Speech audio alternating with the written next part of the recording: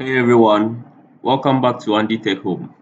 Have you ever needed to share a document with someone but you weren't sure how to keep it from being edited or altered? I've been there too. That's why I'm excited to share this quick tutorial with you on how to save a document as a PDF in MS Word. It's a simple trick that saved me so much time and stress, and I think it will do same for you.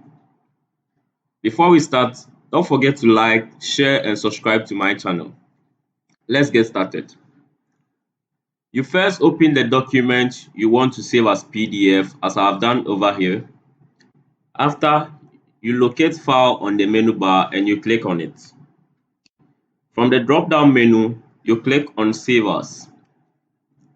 Then you choose the location where you want to save your document as PDF.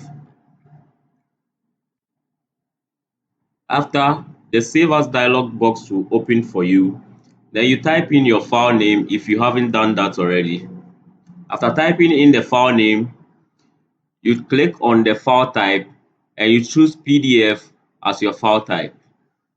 After choosing the PDF as your file type, you click on Save. And that's it. You have successfully saved your document as PDF in MS Word. Don't forget to like, share, and subscribe for more tutorials and tips. Thanks for watching. See you in the next video.